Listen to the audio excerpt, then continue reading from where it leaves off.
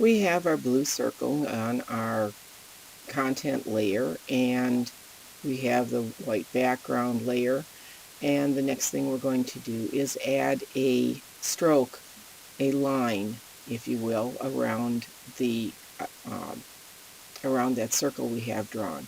I'm going to pick up the pencil tool, and I'm going to set the default settings on this so that my fidelity is very smooth. The fidelity controls the accuracy of the line. If you are drawing very particular, detailed drawings, you can stay with a very high accuracy to what you're drawing. I'm kind of going for just a wavy line, so I'm going to set my setting to smooth. The width is pre-selected for me for 6 pixels, which I'm going to leave just fine, and I'm going to say OK. So I am on my content layer, and I'm going to start drawing. Before I do that, though, I need to change my my color settings, because right now I'm set for the blue circle, the blue fill with no outline, and I really don't want that. So I'm going to press the D on my keyboard, which is going to give me the default setting. I can see that down here in the tool panel as well as up here at the top. And what I'm going to do is I'm going to get rid of the fill by selecting the down arrow, giving me the options, and I will select the none for the fill. So all I need to do is click again to activate my pencil tool on the artboard somewhere, and now I can start drawing. And I'm just going to do this really nice little wavy kind of line around, trying to get a little bit of dynamics going here. And as you can see, my really awful line has been smoothed out by the program so that everything is a nice, smooth, fluid line. I am going to edit the way that this looks. I'm going to grab my selection tool first of all, which is going to select the line that I just drew.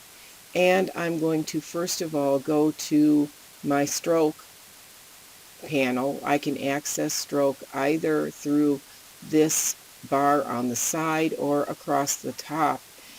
I have a choice on it, and I'll click on the word stroke, which will give me this drop down, or I can click on the stroke on the side panel, which will open up the same dialog box. There's always more than one way in Illustrator to get to a particular tool option. So I'm going to actually take the weight of this up from 1 point to 60 points. So I want a very wide line. And I'm going to make it a dashed line. So I'm going to select dashed line, and I want this to be, the default comes up as 12 points. I would like, which points are a printer's measurement. I'm going to change that to 28 points, and I just hit tab to go to the gap. That's a pretty wide gap because the default will give you the same gap as your dash, but I want a narrower gap, so I'm going to do a 3-point gap, which looks like that. The next thing I would like to do is to change the color, and I can go over here to my swatches panel, select it. I see that to the front is my fill and to the back is my stroke. I'm going to click my stroke line to make it active, and then I can select the color I want, which is the CMYK red, and that changes the color of my line. Now I would like to work with the width tool, which right now everything on this line is the standard width. It's all the same all the way around. But we have this width tool, which is right here. It's kind of a wavy looking tool, and when I select that, I have the option to go in and change all the widths or any section of width on the drawing. So all I need to do is bring my cursor over the line, and you'll see I have a little white dot that shows up on the drawing of the line, and then there's a plus sign the next to the cursor. And if I wish to widen the line, all I need to do is click and drag, and I can make the line get wider.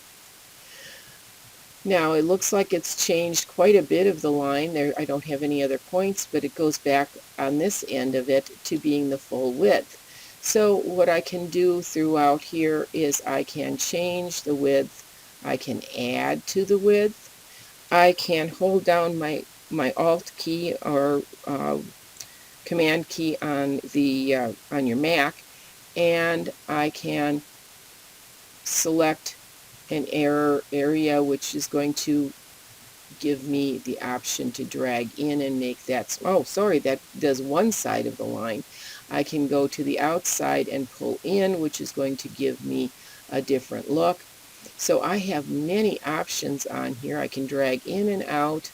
That plus sign is letting me do that. If I do the Alt button, I can pull out, drag out on just one side of the line, which gives me other dynamics that I can use. So I can go across my line, in and out, just varying as many places as I would really like to get a different look for this line than what I had when I just drew a straight, even line all the way around. Much more dynamic this way, and many more options for you in doing this. When I'm happy with the way that my line is looking, all I need to do now is go back to my selection tool, and I am going to take this object and go Object and Arrange and Send to Back. I want it behind my globe, and there it is. Now, similar to working shapes with a line, you can create shapes by using the Shape Builder tool. The Shape Builder tool allows you to take objects that you've created and combine them. If you have separate pieces, you can use the Shape Builder to bring those pieces into one object. I'm going to open up another file called Pieces, and here it is. And if you see, as I click on this castle tower here, each section of this tower is created separately. But it would be much easier to manipulate this object and move it around if it was all one piece. So I am going to go to Select and select everything on my active artboard, which selects the castle. Does not select the flag because the flag is locked and can't be selected at this time. So what I'm going to do next is pick up my Shape Builder tool, and I'm going to click and hold down my Shift key so I create a box and drag across and catch the three blue objects. I'm leaving out the green window because I'm going to delete that later. But now, because everything has been dragged through, I have this, it's become one object, and it turned green on me, but that's okay because I can still change the color. I am going to get rid of this center window here. You can see it's highlighted. If I hold my Alt button down and when I click, that clears that area and makes it go away. So now I have an entirely green castle tower with a window in it. So I'm going to go back and click on my selection tool, and I'm going to change the color of this to a nice deep blue. And now I'm going to release the lock on my flag, so I'm going to unlock all. I want to select everything on the artboard, and I'm going to edit, copy all of this. So now it's storing those images on the clipboard, in the memory. I'm going to close the document without saving it, and I'm going to paste onto the globe that I have here. And here it is. Now, if I look, I bet I'm thinking, yes, I ended up placing it on my background.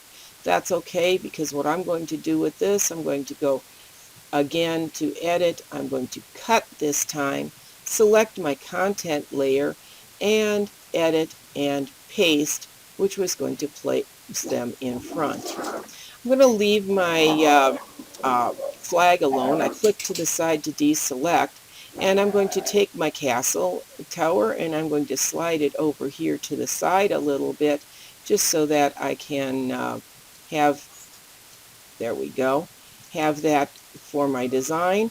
And now I'm going to um, make a duplicate of this tower, and I can do that simply by pressing my Alt button, Command button on your Mac, and I'm going to click on this tower and drag it to the side. If I want to hold it into a straight line, I'll hold my Shift key down and I'll pull this over so it's in approximately the same place on the other side of my globe.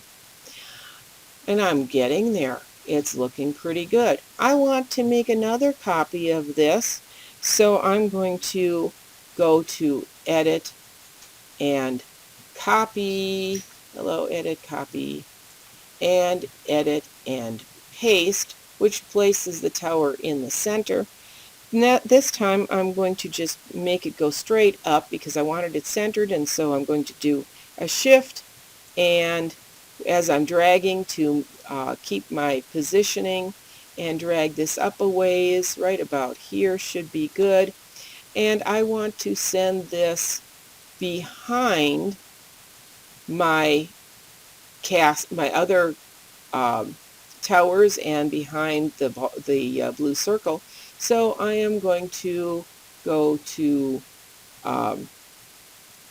my